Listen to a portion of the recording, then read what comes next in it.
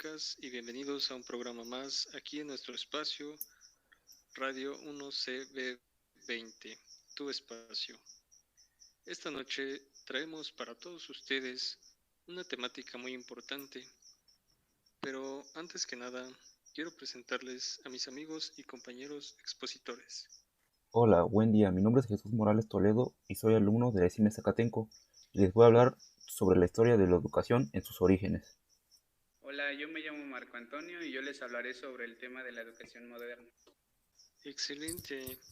Bueno, esta noche vamos a hablar sobre el tema que, como comentan, es la historia de la educación en el mundo. Primero que nada, sabemos que la educación es algo fundamental para el desarrollo de todos como individuos y como país o sociedad. Conocemos en cierta medida sobre la educación de nuestro país, pero ¿cómo comienza todo esto? ¿Qué es la educación? ¿Qué interrogantes existen acerca de estos temas y por qué del tema? Bueno, los dejo con mi compañero eh, Jesús para que nos explique más acerca de esto. Sí, la educación tiene como origen en las comunidades primitivas y el punto de referencia se encuentra cuando el ser humano pasa del nomadismo al sedentarismo, ya que la caza y la recolección son las principales fuentes de alimentos y supervivencia, y los elementos principales que influyen para abandonar el carácter errático del ser humano y que éste se estableciera en lugares estratégicos para proveer de alimentos a la comunidad. Es en este momento en que comienza la transmisión de saberes entre los integrantes de una misma comunidad, padres a hijos, y por lo tanto de las primeras ideas pedagógicas, al aplicar técnicas y métodos austeros para hacerse de provisiones. La complejidad de la educación comienza a aparecer por la comunicación que se establece a través del intercambio de mercancías entre diferentes grupos de diversos lugares. Por otro lado, también se originaba la división de clases sociales de forma incipiente y rudimentaria que marcaba en siglos posteriores a la educación. Los métodos de enseñanza más antiguos se encuentran en el Antiguo Oriente, India, China, Persia, Egipto, así como en la Grecia antigua. La similitud educativa entre otras naciones radica en que la enseñanza se basaba en la religión y en el mantenimiento de las tradiciones en los pueblos. Ok, ok. Pues digamos, ¿dónde se encuentran los métodos más antiguos de la enseñanza?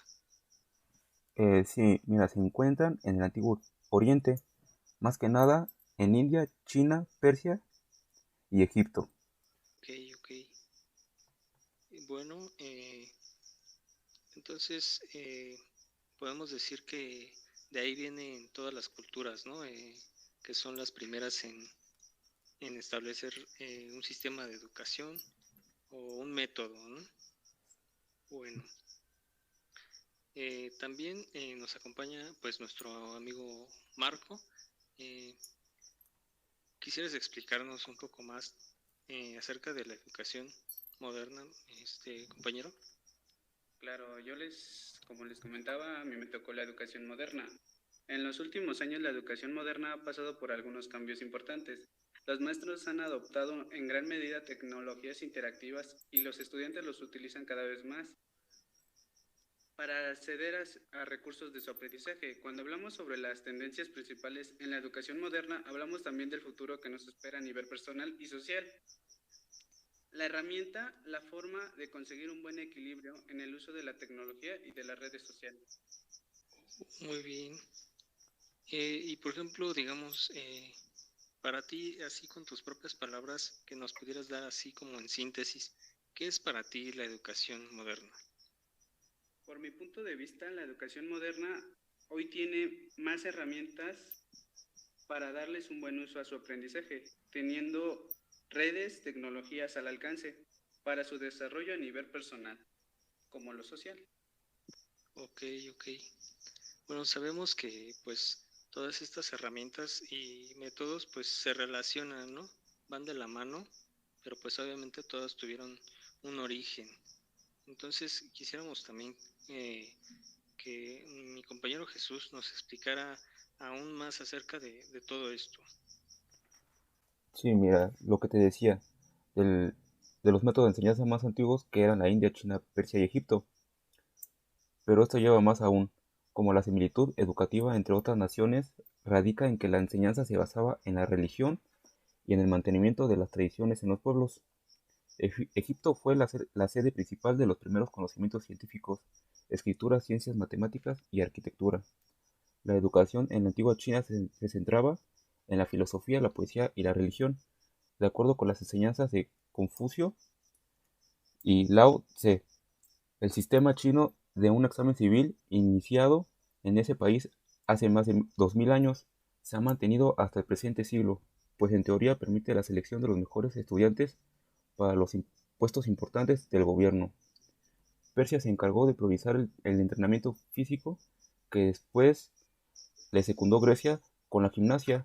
Grecia es el lugar en el que parte el pensamiento occidental con Sócrates, Platón, Aristófanes, Demócrito e Isócrates. El objetivo griego era alcanzar la perfección con la enseñanza de disciplinas como la música, estética, poesía, literatura, gimnasia y filosofía. Muy bien. Y por ejemplo, Marco, una pregunta. Este, ¿Qué nos puedes hablar más allá sobre el aprendizaje basado en la experiencia? A continuación, yo les hablaré un poco sobre las tendencias actuales. El aprendizaje permanente, como todos sabemos, la tendencia más importante es el aprendizaje permanente, un recurso que nos aporta un gran porqué. Cuando antes comenzamos a utilizarlo, más eficaz resulta. Podemos comenzar a pensar en planificar nuestra carrera desde la universidad, o mejor, desde la escuela, o incluso desde el jardín de la infancia. Y luego durante nuestra carrera. Es realmente divertido si disfrutamos a cada paso esta planificación. Otra, la creación de redes. Una de las cosas importantes es la creación de redes de contactos. Cualquier programa educativo, cualquier evento, cualquier foro en las principales fuentes resulta una gran oportunidad para crear redes, encontrando personas que realmente te puedan ayudar a relacionarte o que tú puedes ayudar de alguna manera.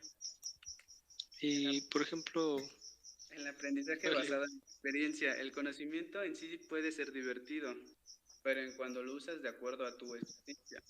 Saber que puedes utilizar lo que has aprendido, que puedes aplicar para impulsar su desarrollo, es entonces cuando ves todo el poder del conocimiento. y digamos, ¿cuál fue la tendencia que más fue de tu atención? Para mí fue el aprendizaje basado en la experiencia. Se ve el conocimiento como algo divertido, ¿no? Y darle un uso adecuado a tu experiencia, utilizando lo que has aprendido y cómo aplicarlo, será tu mejor desarrollo. Excelente. Bueno, pues aquí tenemos ciertos datos que son de interés. Eh, en mi opinión, pues podemos tomar todos estos datos y decir que a través del tiempo, de las culturas tanto China como de Egipto y sus enseñanzas, ¿no? También los griegos, ¿no? Como decía mi compañero Jesús, pues podían aprender música, estética y poesía, pues todo esto forma un todo, ¿no? Un todo en la educación general, pues a nivel mundo, ¿no? ¿Qué opinas tú, Jesús, acerca de todo esto? ¿Cuál sería tu opinión de todos estos datos que nos comentas? Sí, mira, en mi opinión, puedo decir que la historia de la educación va de la mano de la evolución del ser humano. No existe ninguna sociedad, por más primitiva que sea, en la que no se presente la educación, comenzando por la transferencia de simples saberes conocidos a las nuevas generaciones por su perpetuación continua, hasta el establecimiento de hábitos y costumbres, desembocando en culturas complejas transformadas en sociedades. En las culturas y sociedades no se presentan únicamente tradiciones y sincretismos, sino que todo esto se convierte en una gama de concepciones religiosas, filosóficas, tecnológicas, que son la base de las idiosincrasias de cada país. Todo esto se fusiona con la concepción pedagógica actual y por lo tanto es lo que le da vida y sentido de pertenencia al acto educativo. Y sí, ¿no? Porque digamos, por ejemplo, aquí en México, ¿no? Cuando fue la época colonial, pues sabemos que ahora sí que los conquistadores pues trajeron sus propias ideologías, ¿no? Trajeron su propia escuela y también sus propias enseñanzas, ¿no? Pero también sabemos que pues la iglesia pues estaba, ahora sí que era como un pilar, ¿no? En todo eso, ¿no? Siempre era escuela, iglesia, ¿no? Hasta incluso en épocas actuales pues podemos saber que hay instituciones públicas, ya sea primarias o universidades incluso, donde hay una iglesia, ¿no? Ahí junto, o incluso la misma iglesia es el instituto, ¿no? Nada más que ya como que transformado, ¿no? Este, bueno, eh, compañero Marco, ¿cuál sería tu opinión acerca de todos los datos que nos mencionas y de todo este tema de la educación en el mundo? Bueno, para mí la educación ha evolucionado, que hoy en día hay fuentes donde tú puedes crecer como persona y en la ayuda social y laboral. Esto da inicio desde la niñez a una edad adulta. Es toda una experiencia la que vives. Así así es mi buen amigo. Bueno, pues sería más o menos todo esto, la información que estamos dando para ustedes, querido público, en este podcast. También queremos terminar pues ilustrándoles un poco más para saber más acerca de todo esto con un video.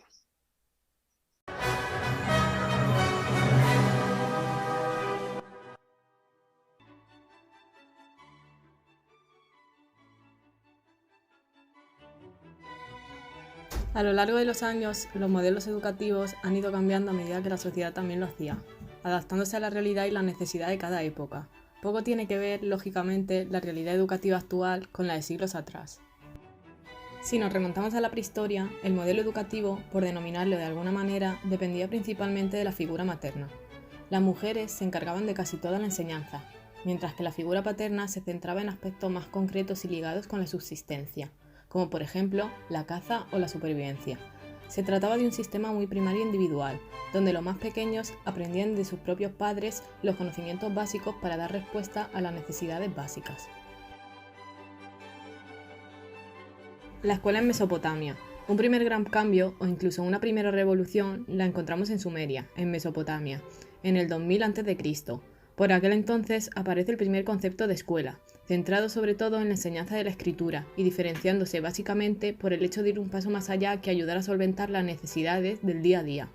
Las personas que se beneficiaban de este nuevo modelo eran únicamente personas de clase privilegiada.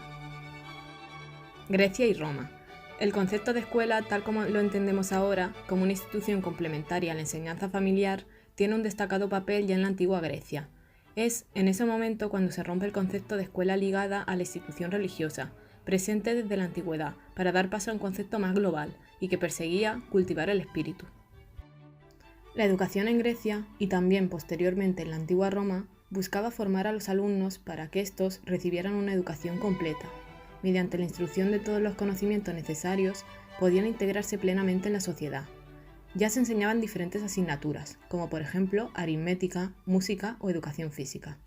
En Grecia ya existía incluso lo que hoy conocemos como enseñanza universitaria, una educación basada en los conocimientos transmitidos por grandes maestros. Hay que remarcar, a pesar de todo, que las escuelas en Grecia eran privadas, por lo que no estaban abiertas a toda la población. En Roma, la educación también estaba vinculada a la élite social. La Edad Media. La educación en la Edad Media busca la perfección del individuo a través del espíritu. En este periodo todo aprendizaje giraba en torno a la Biblia. Junto a la preparación intelectual estaba la preparación religiosa, que implicaba unas normas de conducta que se dejaban ver en la vida cotidiana. Estas eran la oración frecuente, el ayuno, la abstinencia, las vigilias, las mortificaciones y las buenas obras. Otro hito importante en la educación de la Edad Media fue la aparición de los monasterios, ya que estos estaban destinados a la educación cristiana. Los monasterios aparecen debido a que se mantenía el ideal de que el hombre debía aislarse para encontrarse a sí mismo y a Dios. Por lo general, los monjes fomentaban una mínima alfabetización e inducían a pensar en un cierto afán por enseñar a leer y escribir. Siglo XVIII. Punto y aparte merece también la época que inicia Federico Guillermo II en 1787, al promulgar un código escolar que quitaba al clero el poder de la educación para concederlo al Ministerio de Educación. Así, el Estado pasaba a ser el responsable en las escuelas con un sistema coordinado de escuelas.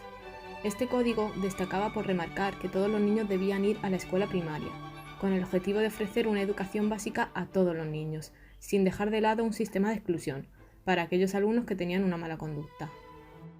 En la actualidad, el periodo actual también merece ser destacado dentro de la historia, gracias al cambio derivado de la tecnología y las posibilidades que ofrece su integración en las aulas. De su mano, tenemos acceso a una educación más personalizada, pudiendo atender las necesidades específicas de cada alumno y adaptando el ritmo de aprendizaje a sus capacidades. El papel del profesor también se ha visto beneficiado por la entrada de la tecnología en las escuelas, ya que gracias a las posibilidades que ofrece, se pueden optimizar mejor las rutinas y complementar las lecciones con un abanico de elementos muy variados. Se ha pasado de la pizarra a los elementos digitales, lo que también beneficia que las clases sean más amenas y entretenidas. Ya es un hecho consolidado también en muchos países que cada alumno tenga su propio ordenador. El uso de la tecnología en la educación será cada vez más generalizado e importante, y no solo en los países más desarrollados. La propia UNESCO indica que la tecnología puede contribuir al acceso universal a la educación, por lo que a medida que se vaya extendiendo su uso, la tecnología tendrá un papel más importante en la enseñanza global. ¿Qué pensáis vosotros? ¿Cómo creéis que será la educación de aquí a 200 años? ¿Cuáles serán los nuevos avances?